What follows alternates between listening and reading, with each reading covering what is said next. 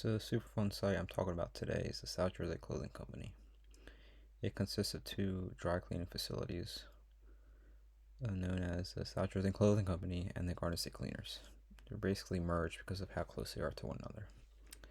So as for the South Jersey Clothing Company, they began operations in 1940s and basically had some leaking drums since then. A couple years later, a fire broke out and basically resulted in a release of TCE from storage tanks.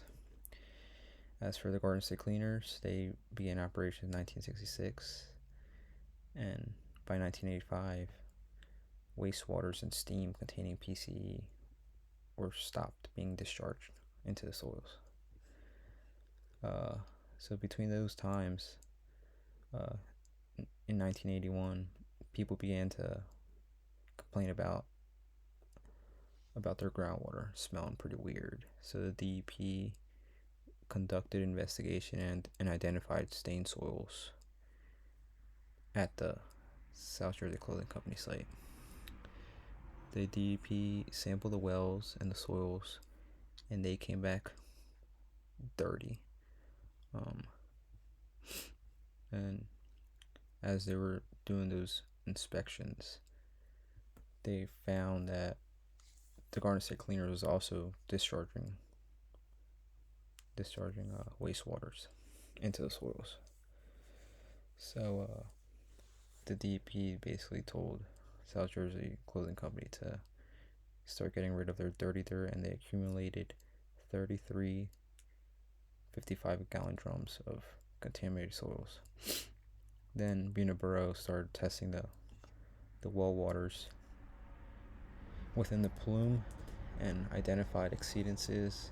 So monitoring wells were installed down gradient of the site, and there was exceedances for both TCE and PCE. So the private wells within that area were basically closed, and municipal water was supplied to those affected.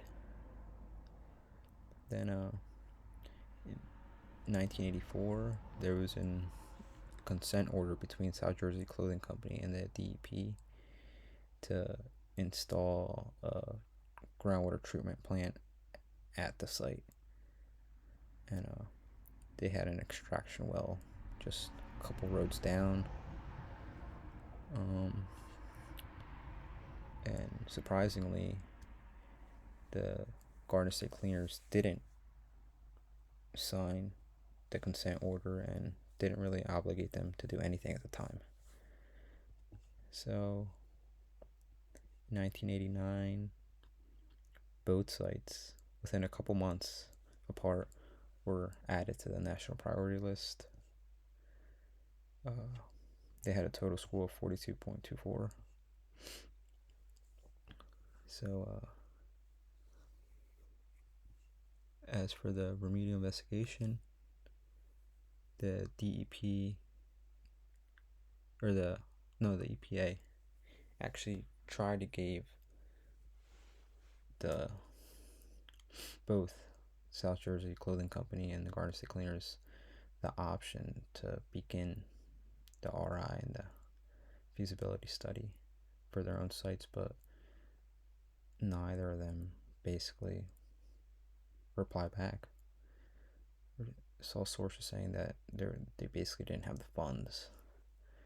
So by 1989, the EPA took over and basically conducted the RIFS up until 1991. So during that time, soils were sampled, wells were installed, and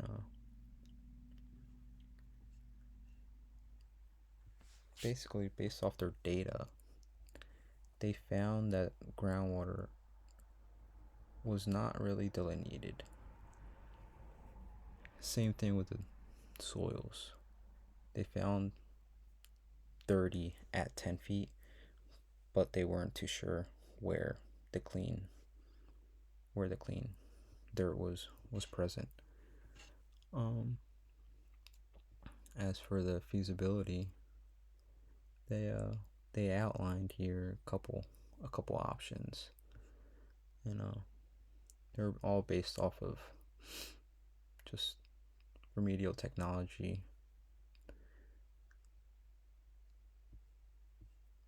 and basically the cost, because as you can see, there's a bunch of money going into this. So for the contaminants of concern, obviously it's PCE and TCE. According to the research on cancer, they're both classified as group 2A, possibly carcinogenic.